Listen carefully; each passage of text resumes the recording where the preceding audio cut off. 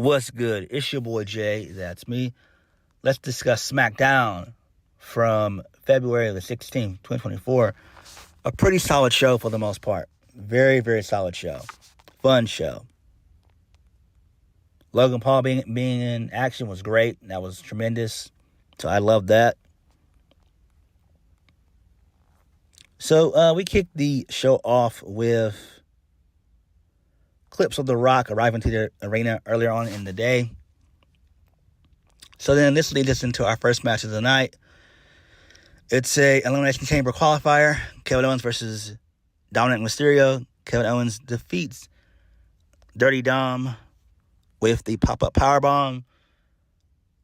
Towards the end of the match, Dirty Dom asked R-Truth to get a steel chair and help him out. R-Truth sits down in the steel chair, which was funny.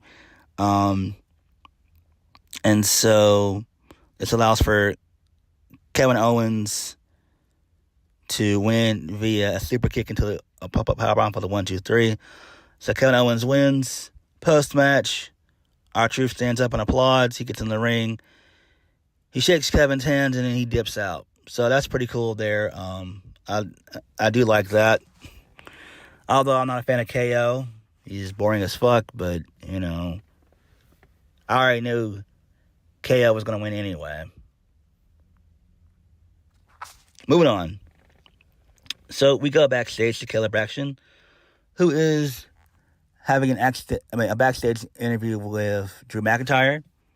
Drew says he's only there for one superstar. Drew says that there's only one superstar that needs to win, but not just for himself, for Raw, for WrestleMania, and that is Drew McIntyre. So LA Knight comes in and he cuts him off. He calls Drew an old timer, and tells him that Drew's moment can get stolen one more time at the Elimination Chamber by him. Drew says LA Knight's good, but he sees through LA Knight, and that comes through a place of insecurity, but he'll lose them when the bell rings. Drew tells LA Knight that his resume is stacked. LA Knight tells Drew that Drew's resume consists of him not being champion in the last 2 years since LA Knight got into the company. And then he then holds up Drew's shirt and says that Drew's aspirations can get buried just like CM Punk on the shirt. And then they continue to jaw jack for a second, and then WWE officials break it up. So this is really good shit. I enjoyed the promo battle. This was great. I love this. More of this. We don't need to have promos in the ring all the time. You can have them, in the backstage area, the parking lot, just different places. So, pretty good little dialogue. Although I'm not understanding why Drew had to be on the show. Doesn't make any sense to me. I thought that the brand split still existed, but not really. Because WWE doesn't give a damn about the brand split. But that was during the Vince administration. Triple H, he's probably going to let it rot for a little bit, and then we'll probably get official brand splits after WrestleMania. Guarantee you that. Moving on. So, we cut to a clip earlier on in the day where Roman Reigns and Paul Heyman step out of the car. He hugs Jimmy Uso and says that they have to clean up everything that Jay messed up. So, I guess maybe that they're going to foreshadow the Jimmy and Jay feud. I would assume that's what they're going to do.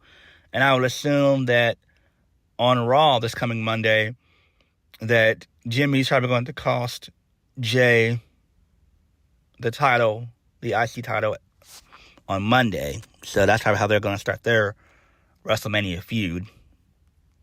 Although I don't see why, because they hadn't really even touched on the feud at all. They hadn't even really done anything about it. Rarely. So, I don't know. We'll see what happens, though. Moving on. So, we see a clip of Logan Paul walking around in the arena. Walking to the arena earlier on in the day. Moving on from that. Pete Dunne and Tyler Bate, they're backstage with Kayla Braxton. Oh, my God. No.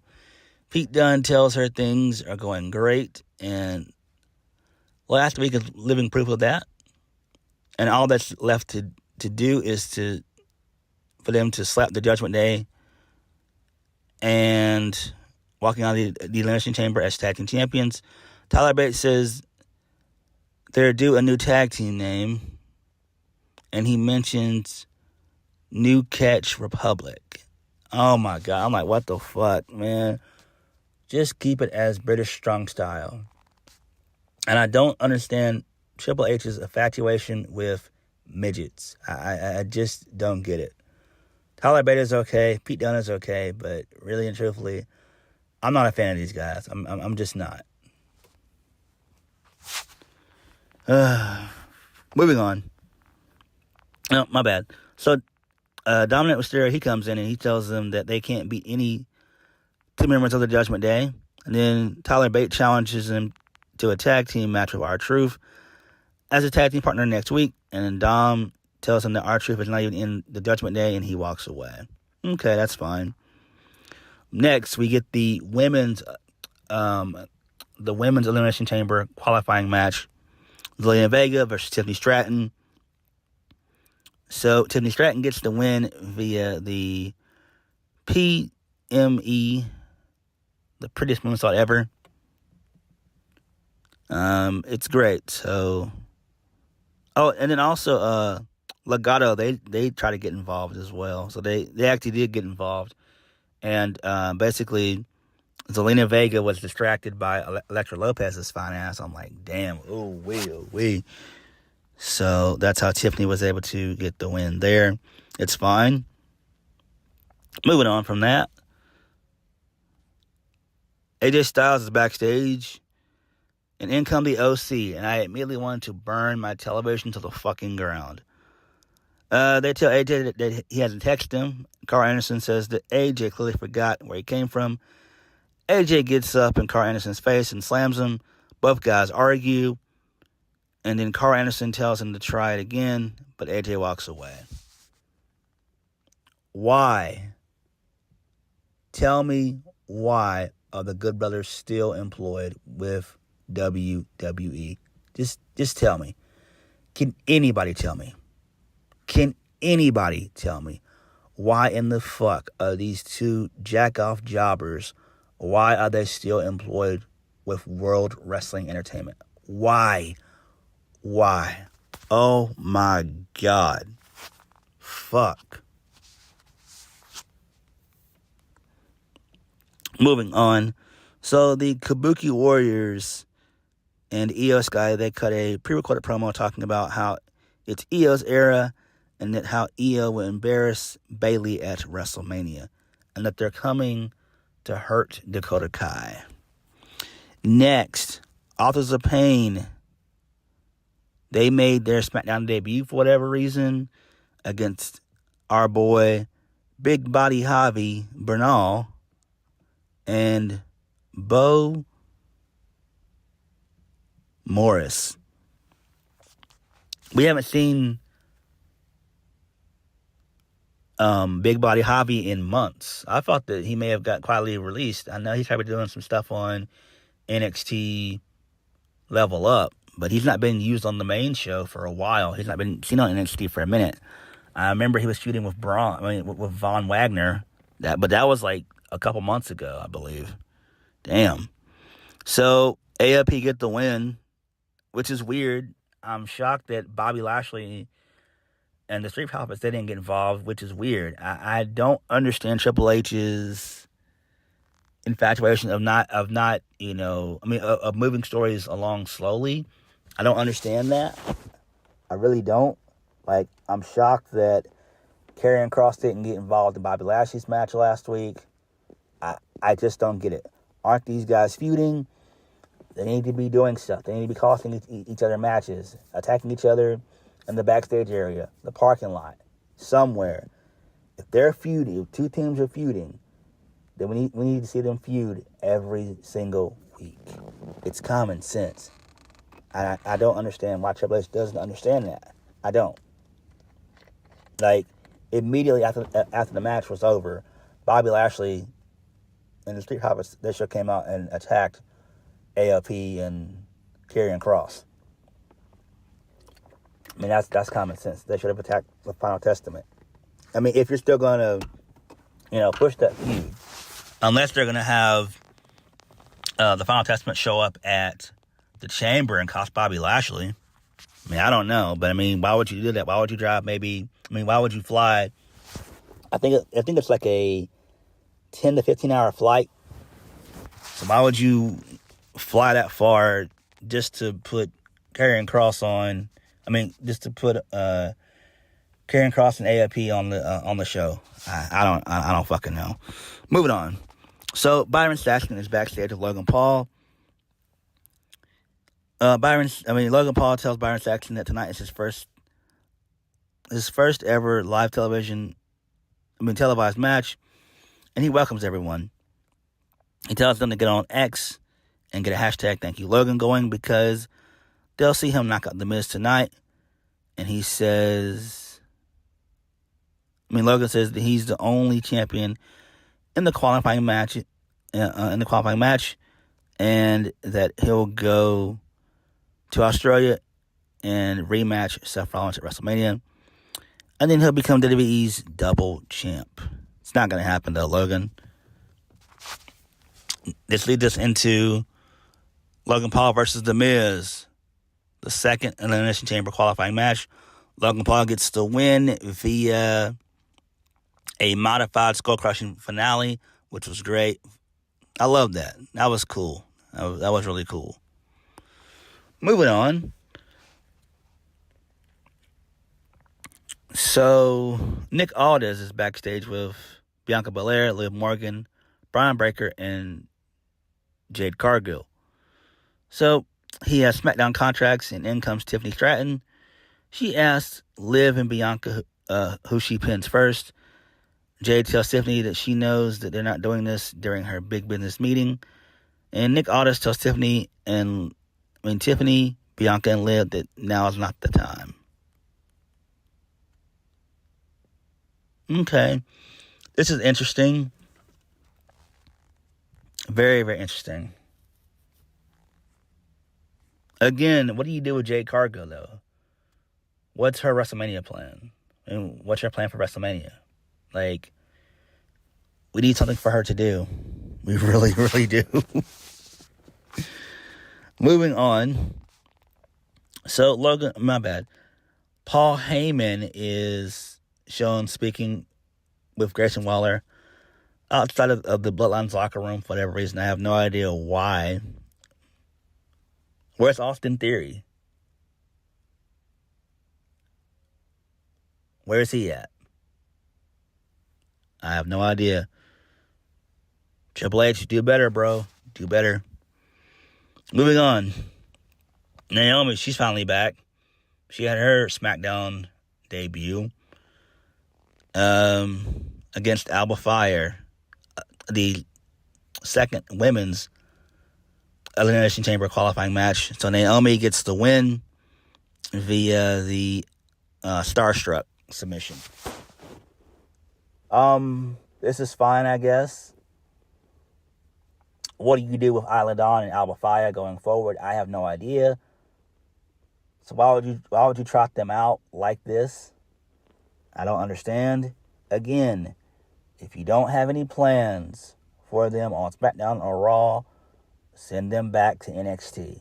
Apollo Crews could be back in NXT. The same can be said for a lot of guys. The Creed brothers. There's so many guys and girls that are on the main roster that need to be back down in NXT. Moving on.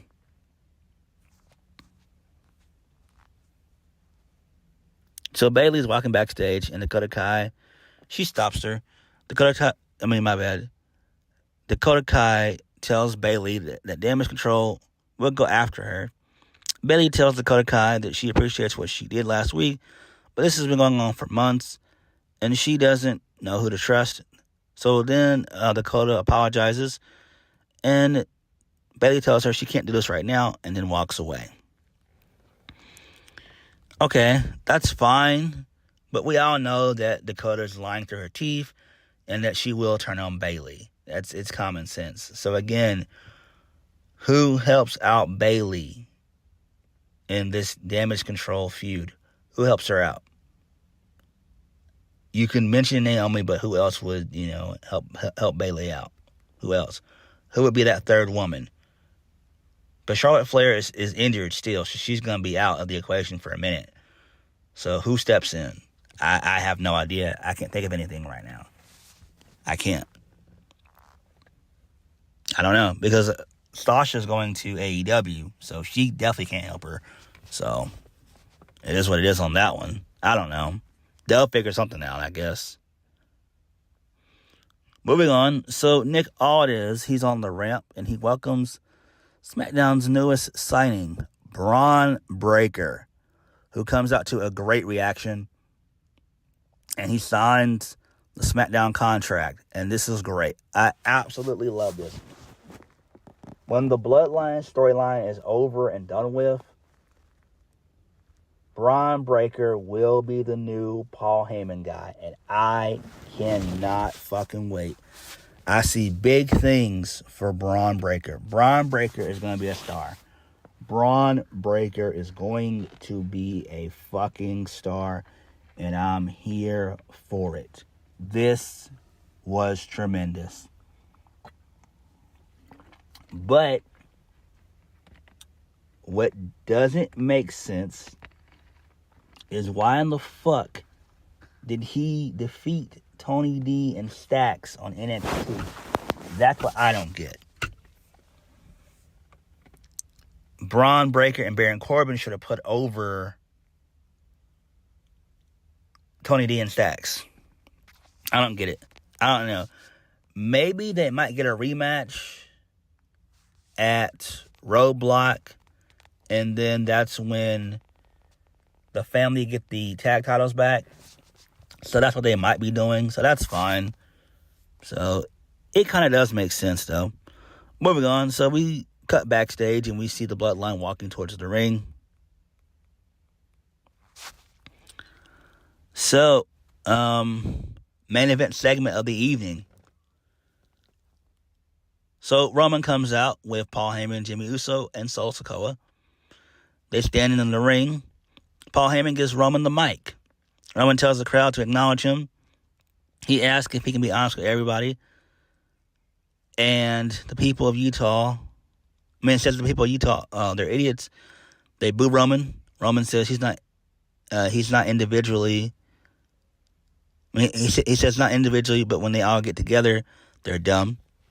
He says tonight is a big night, and he doesn't want them to ruin it because when his cousin comes out, they might just go dumb. But everything they have to say has a meaning. It's information that they need to understand. He says tonight is history. Tonight is the greatest night in WWE. Ever in WWE. The fans chant Cody, and then Roman says, "The guy that ruined everything, Cody." He said, but tonight they fix it. Tonight is about history. Tonight is the first night they can say The Rock is a member of the Bloodline. Roman laughs, and then The Rock comes out to a mixed reaction.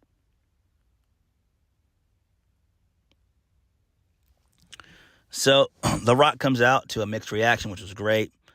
So The Rock says before he drops some gospel, he has some good news to share, something that'll make you happy. He says tonight is official. They broke an all indoor attendance record, so the crowd pops, not only for the city of Salt Lake, but for the entire state of Utah. The Rock says they broke the all-time record for them. For the largest gathering of trailer park trash he's ever seen. He says, finally, and the fans boo him. The Rock says, finally, your life has meaning. Finally, you and your 50 wives will have a story and tell your 600 inbred grandkids one day. The Rock, because finally The Rock has come back to Salt Lake City. So, Rock looks at the crowd. The fans chant Rocky. He tells them they brought out a side of him we haven't seen in years, but this side has always been there. Rock says, someone in the crowd to shut your mouth. fatty. The Rock will slap the herpes off your lips. That was hilarious. Rock says The Rock and Roman Reigns, the biggest main event in the history of WrestleMania. They had it in their hands and they let it go. They flushed it down the toilet, the same toilet they sat on, and tweeted, Cody needs to finish his story. Then The Rock asked, what's Cody's story? He says his cousin, Roman Reigns, beat Cody last year at WrestleMania, and now Cody wants a rematch. That's Cody's story. That's not how it works. He says, to think how stupid that logic is if they apply it to sports. And then they tried to do the what treatment, but The Rock shoots him down. The Rock says to apply that stupid logic to sports. He says the 49ers lost, but if they were to say, we want to finish our story, but they didn't do it, he says they understood that it's personal. Michael Jordan came and crushed the dreams of the Utah Jazz. He ended the Utah Dream story. What did the Utah Jazz do? They took their beatings like men. You don't get a shot at another story in the real world. He calls them spoiled, entitled, little crybaby bitches. The Rock tells Cody that he'll do everything in his power.